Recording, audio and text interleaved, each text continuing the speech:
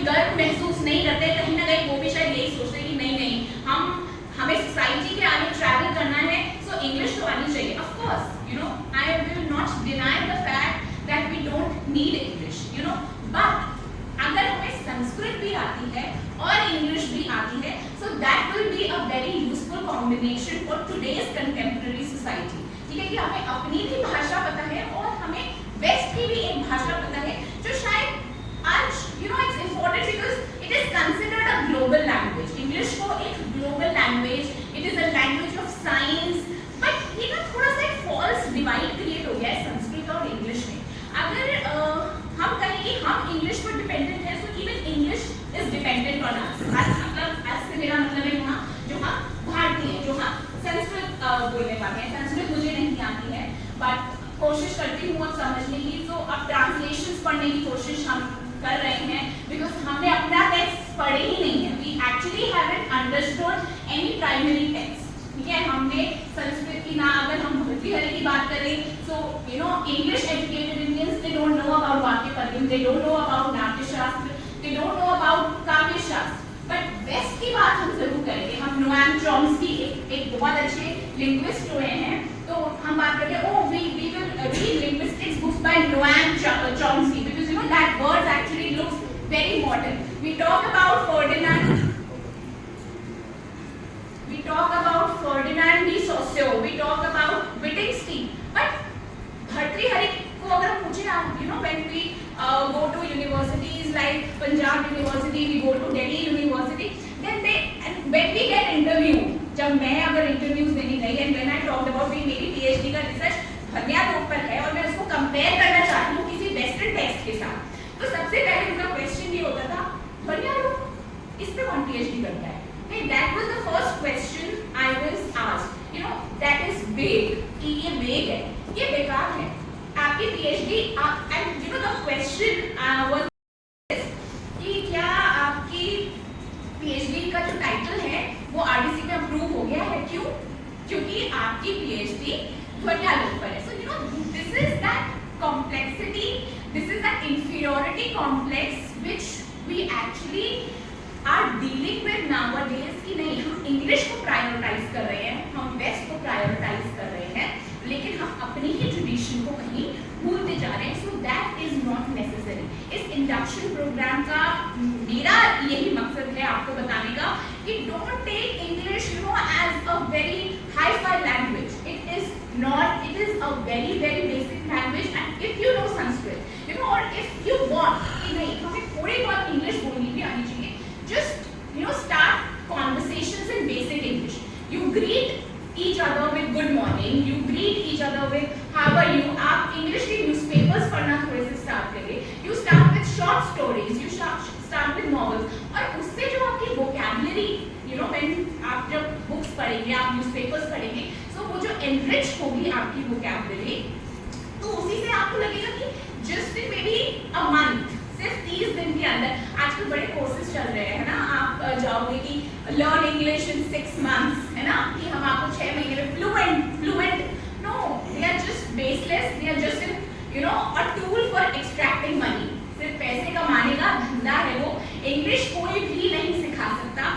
It's just like आप पढ़ते जाओ, आप न्यूज़पेपर आप बोलते जाओ and you will start conversing in English. So just don't take English as a very you know global language. It is that as अगर जितनी इजी संस्कृत है आप लोगों के लिए समझना, शायद उतनी ही इजी इंग्लिश भी है।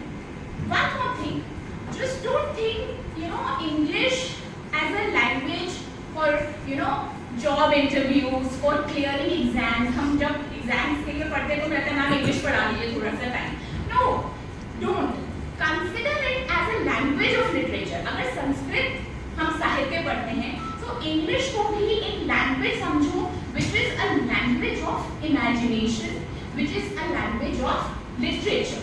You know, it is as easy as Sanskrit. Or you know, if we talk about interdisciplinary approach, interdisciplinary हम संस्कृत और इंग्लिश को थोड़ा सा साथ साथ लेके चले, you know, which we don't actually, but nowadays we are going towards this research. और अभी तो आप लोग ठीक है BA कर रहे हैं, MA कर रहे हैं, but आगे if अगर आप इसी फील्ड में जाने का प्रयास करते हैं, आप असिस्टेंट प्रोफेसर की लिए कहीं अप्लाई करेंगे, पीएचडी के लिए अप्लाई करेंगे. So try to have this interdisciplinary approach कि चलो हमने नाट्य शास्त्र पढ़ लिया, अब हमने थोड़ा सा इंग्लिश लिटरेचर की तरफ चले. हमने शेक्सपियर की एक छोटी सी पोएम उठाई, ठीक है, बहुत छोटी सी पोएम. अब देखो इंग्लिश में हमारे पास कोई थ्योरी भी नहीं है जो अप्लाई हो सके, जो उसकी ब्यूटिफिकेशन को बता सके. सो वहां हम अपनी संस्कृत की थ्योरीज यूज कर सकते हैं. वी कैन टॉक अबाउट काव्य शास्त्र, ठीक है, वी कैन टॉक अबाउट नाट्य शास्त्र का आप एक रस भी अगर उठा लेंगे, that can be applied to a Shakespeare's poem. मतलब शेक्सपियर की पोएम संस्कृत थ्योरी जो हमारा काव्य शास्त्र होता है, बट हमने जब विलियम शेक्सपियर व्हेन वी अच्छा ओ विलियम शेक्सपियर हमें लगता है oh my God you know how great that poet is, how great that dramatist is. But no, आप लोगों ने तो कालिदास पढ़ा है, तो कालिदास के साथ यू नो कालिदास को शेक्सपियर ऑफ इंडिया कहा जाता है, बट एक्चुअली कोई कंपैरिजन ही नहीं है. व्हेन यू रीड कालिदास और when you read Shakespeare, then you understand that Kalidas के जो प्लेस थे वो कितने कॉम्प्रिहेंसिव थे शेक्सपियर के प्लेस से, ठीक है. तो ये हमेशा प्रॉब्लम्स हमारी रही हैं.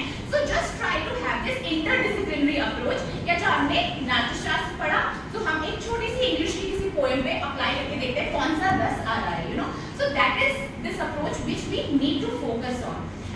आप वाक्य पद्य पढ़ेंगे, सो अगेन जब भर्तृहरि आप पढ़ेंगे, सो वेस्ट में देयर आर मेनी लिंग्विस्ट्स जिन्होंने भर्तृहरि से ही you know things they have taken things from Bhartrihari in Western linguistics. In fact, जब भर्तृहरि वाक्यपद्यम लिख रहे थे, so it is said that Europeans were living on trees.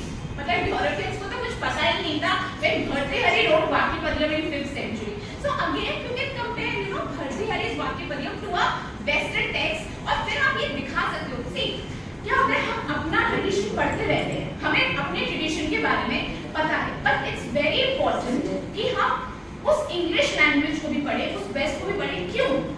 To prove, to advocate that जो हमारी Indian knowledge systems है, जो हमारी Sanskrit literary theories हैं, या हमारा जो संस्कृत थॉट है, उसमें हमें आर्ग्यू करना है. उनको ये बताने के लिए, किनको ये बताने के लिए, वेस्ट को ये बताने के लिए, या इनफैक्ट हमारे इंग्लिश एजुकेटेड इंडियंस को ये बताने के लिए दैट इंग्लिश को जितना आपने हर साल बताया था वो तो उतना है नहीं, and we have proof of that. See, if we will not study their text, then we can not you know argue कि अच्छा आपके टेक्स्ट में तो ये है और हमारी टेक्स्ट में ये कहा गया है. So it's very important. और आजकल see translations are available. अब ट्रांसलेशन भी बहुत एक tedious जॉब बन गया है. ट्रांसलेशन हम लोग ट्रांसलेशन पढ़ते हैं क्योंकि हम लोग का संस्कृत पे कमांड नहीं है, so we read English translation. But translation सिर्फ ट्रांसलेट करना, अनुवाद करना नहीं है कि एक वर्ड को आपने अनुवाद कर दिया. Now how will you translate धर्म इन इंग्लिश?